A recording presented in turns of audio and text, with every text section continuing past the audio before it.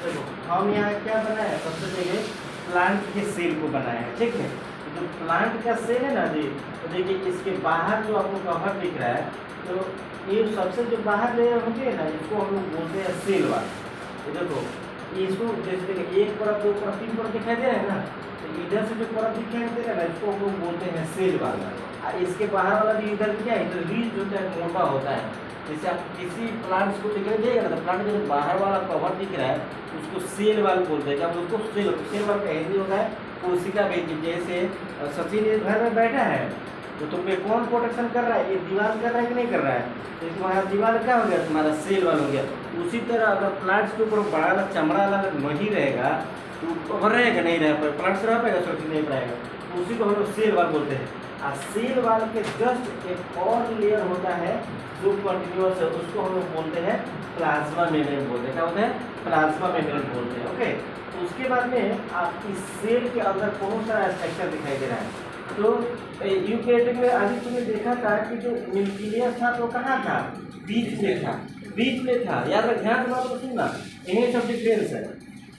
Eukaryotic के अंदर जो अपना न्यूक्लियस था वो कहाँ था, बीच में था, बट ये न्यूक्लियस क्या है, साइड में होता है। प्रोकैरियोटिक के अंदर जो न्यूक्लियस होगा ना, वो क्या होगा, तुम्हारा साइड में होगा, ओके। तो उसके बाद देखो एक बड़ा सा स्ट्रक्चर दिखाई दे रहा है, जिसको हम लोग बोलते हैं लार्ज वैक्यूल बोलते हैं। लार्ज वैक्यूल का जो स्ट्रक्चर होता है ना बाहर वाला, इसको बोलते हैं टोनोप्लास्ट। क्या बोलते हैं, टोनोप्लास्ट। उसके बाद में इसमें कुछ दो टाइप के भरा रहता है, इसको बोलते हैं सेल कॉप। तो सेल कॉप जो होता है वो मिल्ड्यू होता है, इसको याद है, मिल्ड्यू मतलब क्या होता है, मोटा चीज समझ लो। इसके अंदर जो साइटोप्लाज्म भरा रहेगा ना जी, तो उसको बोलेंगे सेल कॉप।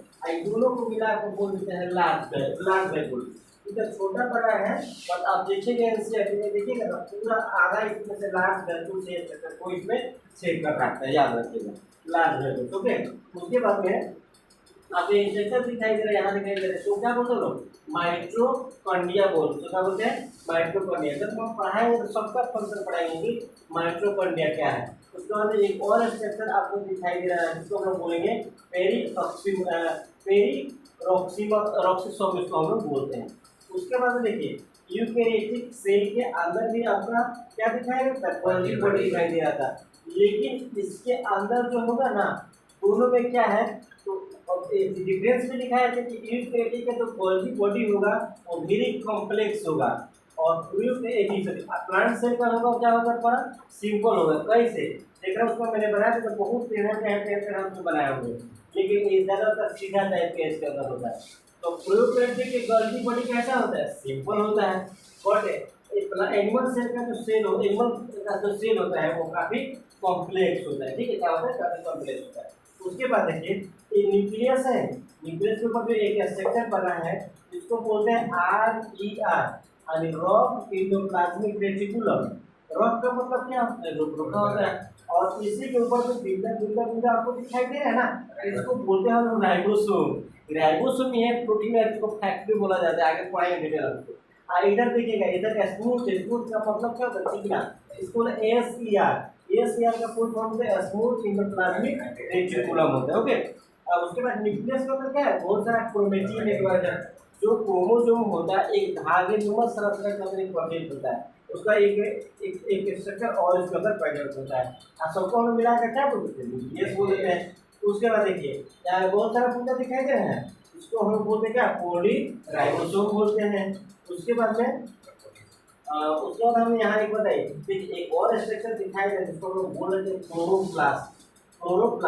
क्लोरोप्लास्ट को हम लोग प्लास्टिक भी कहते हैं, मतलब प्लास्टिक जो है ना एक वही प्रकार होता है, तो प्लास्टिक का ही अलग एक पार्ट, इसी का पार्ट है, इसको बोलते हैं क्लोरोप्लास्ट।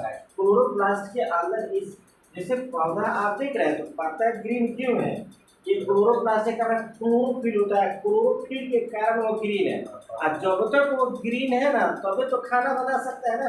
तो जब ग्रीन है तो प्रकाश में फोटोसिंथेसिस मतलब उसे एनर्जी लेगा और उस फूड को क्या करेगा, बनाएगा। लेकिन इसमें और पढ़ेंगे कि सब लीफ का कलर ग्रीन थोड़े होता है, बहुत सारे लीफ मतलब येलो कलर होता है, तो क्यों होता है इससे आगे हम लोग पढ़ेंगे। और इसमें चारों तरफ बहुत सारा साइटोप्लाज्म में क्या रहता है, भरा रहता है। साइटोप्लाज्म क्या है, जीव द्रव्य होता है, मतलब वो लिक्विड फॉर्म के अंदर सारा क्या होता है, भरा हुआ होता है। तो यही पढ़ना है हम लोग के अंदर प्रोकैरियोटिक सेल के बारे में, सॉरी प्लांट सेल के बारे में, और एक एक करके सारे ऑर्गेनल्स को हम लोग पढ़ेंगे। और इसको क्या पढ़ेंगे हम लोग? माइक्रोट्यूब्यूल्स हम लोग इसको बोलते हैं। ठीक है सचिन, और सारा एक एक करके इसको हम लोग फंक्शन करेंगे। ठीक है, हो गया। अब इसमें किसी को डाउट हो तो बोलो, किसी को डाउट। देखो ये वाला जो है ना एरोबेस, इसको इतना डिटेल पढ़ना है, जैसे बहुत डिटेल पढ़ना है इसके बारे में। बट इस दोनों को होमवर्क हम दे रहे हैं, पर चार्ट पेपर खरीदना है, आप खूब अच्छे से इसको बना के लाना है। एक साइड एनिमल सेल बनाइएगा और एक साइड प्लांट सेल को बनाइएगा, बना के लाके इसको चिपकाना है।